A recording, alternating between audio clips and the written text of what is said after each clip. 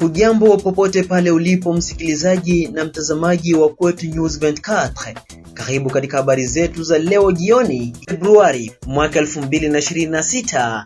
Karibu kwa mara nyingine tena kuungana nasi katika habari zetu hizi ambazo naendelea kupata kila siku, zikiwa ni za uhakika, zenye kuthibitishwa na zenye uchunguzi wa kina kabisa. Kutoka Kwetu News 24 utakuwa nami mtangazaji wako Espoir Mukubure Muhamba.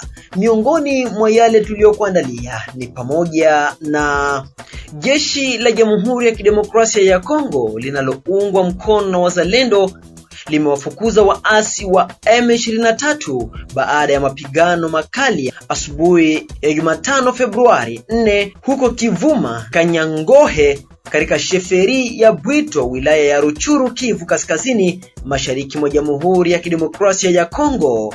Lakini pia tutajielekeza huko Minembwe, milima ambayo inayoinukia tarafa la Fizi, ambako mnenaji au msemaji kwa Kiswahili kingine wa jeshi la DRC katika operesheni za Sokola ya Kivu ya Kusini, Luteni Mdogo Mbuyi Rigan amesisitiza kwamba kijiji cha Minembwe bado kinashikiliwa na waasi wa Twirwaneho na Red Tabara wanaoungana na M23 pamoja na jeshi la Rwanda. Lakini pia mashirika ya kiraia ndani ya mji wa Baraka yanasema kwamba yanaendelea kuwa na imani kwamba huenda utovu wa usalama ulioshuhudiwa na risasi za mara kwa mara ndani ya mji huo kuweza kutamatika baada ya utulivu unaoshuhudiwa siku hizi baada ya jeshi la Jamhuri ya Kidemokrasia ya Kongo FARDC na wazalendo kuweza kushikilia tena mji wa Uvira.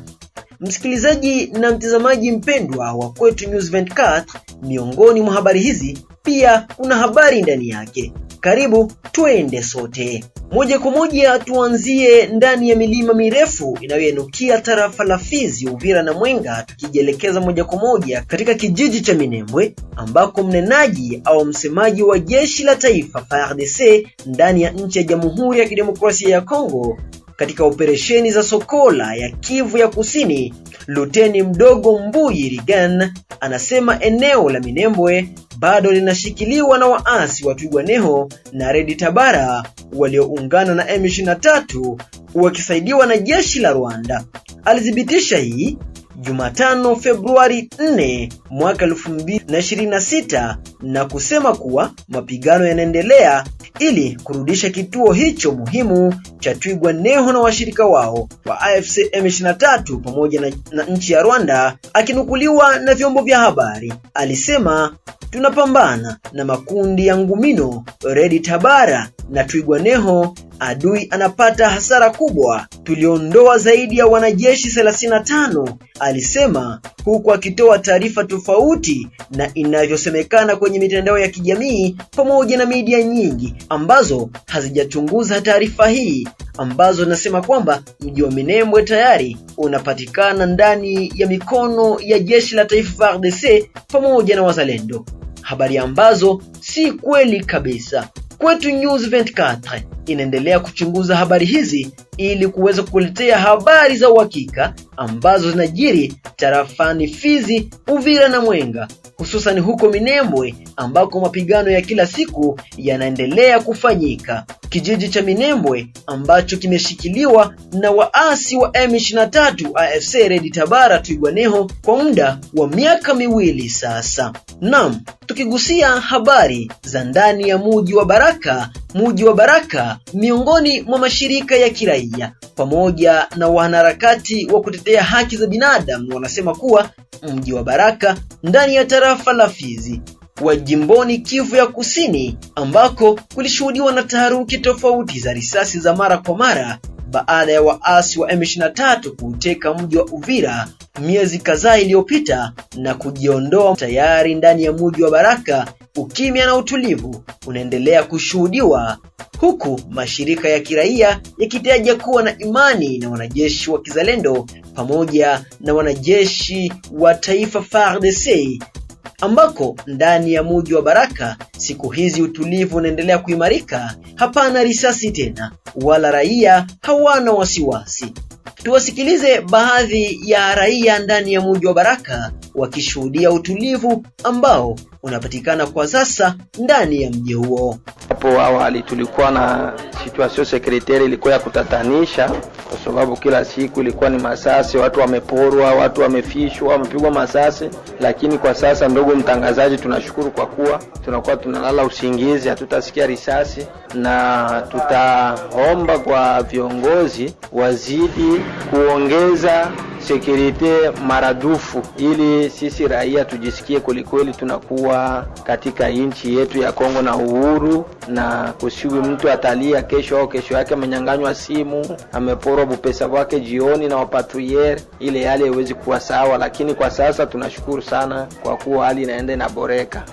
Kwanza ni kumshukuru Mwenyezi Mungu kwa sababu hali ilikuwa katika wiki iliyopita ilikuwa ni sitofahamu, lakini kwa leo tunashukuru Mungu kwa sababu ile hali ya masasi inapunguka, na tunaomba serikali iendelee tu hivi kwa sababu mwananchi kutembea ilikuwa vigumu sana, lakini kwa leo tunaona ile mtendea masasi inapunguka na hivi tayari sura ya amani kurejea. Ya kwanza tunasema asante sana kupitia Mungu. Ya pili tunasema kupitia serikali yetu zidi kuzidisha kupitia security ya mzuri kufuatana na hali ilikuwa tokea hapa siku za nyuma. Ilikuwa hali mbaya sana ya kuwa kidogo kunyang'anywa, siku kudhulumiwa, kuingililiwa, vitu kama vile. Ila tunaweza tukaomba basi tuko kutia kwanza security zikuwa nyingi, na kweli tunashukuru kwa gisi wanazidi kutia mkazo, na hali inakuwa sabili afadhali kidogo kwa hii hali kwa sasa. Waskari jeshi wa FARDC najua kama lengo yao wanatakiwa kuchunga raia na mali yao, sio tena kunyanyasa raia. Wakina kunyanyasa raia maki wanaenda tofauti na kazi yao. Kwa hiyo waachane na zile hali, watulinde, maana bila sisi wao waweze kuwa. Mtu ni watu. Ndugu yangu, tumefurahi kwa sababu tumeona amani imerudia kwenye mji wetu wa Baraka, na hakuna tatizo ndugu, kwa sababu tulisikia kuna watu wanapora vingine, lakini amani imerudia ndugu. Jeshi ambalo tunajiamini kuwa ni la taifa ni kutupatia tu amani ndugu yangu. Naam, kama nilivyokujuza kwenye muktasari wetu wa habari msikilizaji, na sasa tujielekeze ndani ya mji wa Kinshasa ambako M23 yadai kuhusika na mashambulizi kwenye uwanja wa ndege wa Kisangani, ambako ndege zisizo na rubani kwenye uwanja wa ndege Bongoka katika jiji la Kisangani mashariki mwa Jamhuri ya Kidemokrasia ya Kongo siku ya Jumamosi Januari 31 na Jumapili Februari mosi, mamlaka katika jimbo la Chopo iliwashutumu waasi hao kwa kuhusika na mashambulizi yaliyolenga uwanja wa ndege wa Kisangani kabla ya jeshi na washirika wake kudhibiti hali. Kulingana na kundi lenye silaha la AFC M23, lengo la operesheni hiyo ilikuwa kuharibu kamandi ya ndege zisizo na rubani za kijeshi iliyopo uwanja wa ndege wa Kisangani, mji ulioko mashariki mwa Jamhuri ya Kidemokrasia ya Kongo, ulioko kilomita 500 kutoka Goma, mji ambao umedhibitiwa na waasi kwa zaidi ya mwaka mmoja. Katika taarifa iliyotolewa usiku wa Jumanne Februari 3 kuamkia Jumatano Februari 4 mwaka 2026, kundi hilo la waasi linaungwa mkono na Rwanda lilidai kwamba kituo hiki kilikuwa kituo kikuu cha kupanga mashambulizi yaliyolenga raia na maeneo ya AFC M23 huko Masisi, Walikale, Ruchuru, Lubero, Kalehe, Mwenga na Minembwe. Shambulio hili la ndege zisizo na rubani kwenye uwanja wa ndege wa kimataifa huko Kisangani, kama lilivyoshutumiwa na mamlaka za mkoa, ni maendeleo ya hivi karibuni mashariki zaidi. Mzozo huu ni kati ya Kinshasa na AFC M23, huku wakati siku ya Jumatatu pande hizo mbili ziliitia sahini hadidu za marejeleo huko Doha nchini Qatar, zikikabidhi Jumuiya ya nchi za ukanda wa maziwa makuu mamlaka ya kufuatilia na kudhibitisha usitishaji wa mapigano.